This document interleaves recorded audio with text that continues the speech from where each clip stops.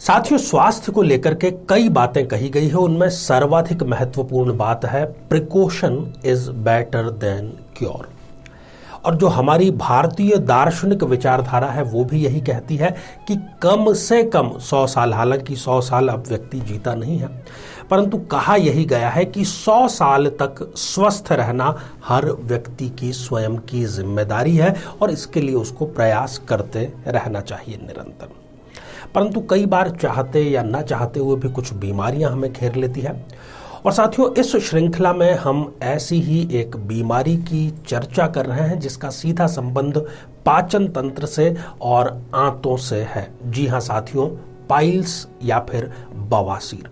इसके जो ज्योतिषीय कारण है उस पर हम विश्लेषण कर रहे हैं और न केवल विश्लेषण कर रहे हैं बल्कि आपको उसका आसान सा उपाय भी बतला रहे हैं।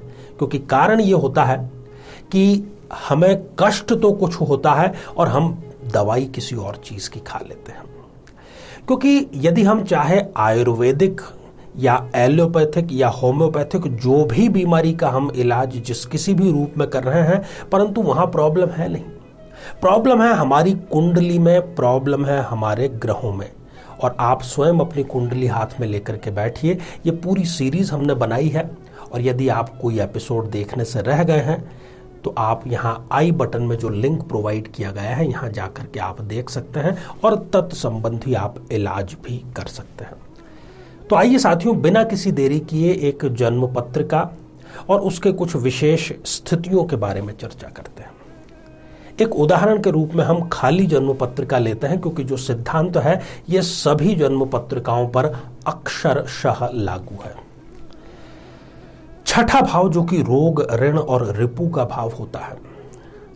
साथियों, यदि छठे भाव में चंद्रदेव आकर के विराजमान हो जाते हैं और साथ ही जन्म पत्रिका में कहीं पर भी शनि और मंगल ये दोनों जिस भाव में बैठे हैं उस भाव में अकेले ही बैठे हैं। मैं रिपीट कर देता हूं, चंद्रमा का छठे भाव में होना और जन्म पत्रिका में मंगल का कहीं पर भी एकांगी अकेले विराजमान होना और शनिदेव का कहीं पर भी अकेले विराजमान होना, ये तीनों परिस्थितियां यदि है तो चंद्रमा की दशा अंतरदशा में, मंगल की दशा अंतरदशा में और शनि की दशा अंतरदशा में ये पाइल्स का रोग इनको जरूर गंभीर स्थिति तक लेकर के जाता है।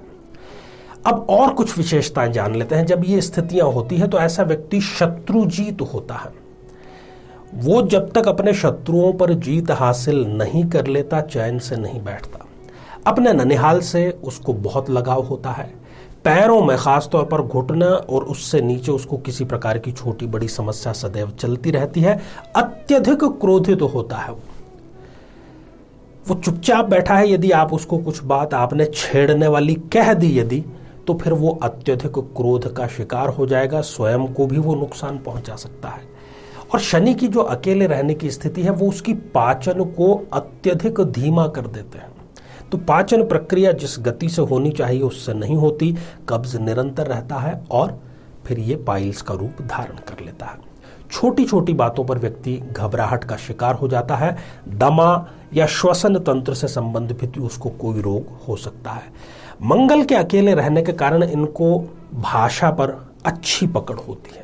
वाणी इनकी अच्छी होती है। जब बोलना शुरू होते हैं तो लगता है कि हाँ, बहुत ठीक सही बोल रहे हैं, इनको सुना जाना चाहिए। सदैव क्रियाशील रहते हैं, किसी न किसी कार्य में स्वयं को बिजी रखते हैं। और शनिदेव की जो अकेले रहने की स्थिति है उस कारण से इनका धार्मिक पक्ष की तरफ बहुत ज्यादा झुकाव होता है।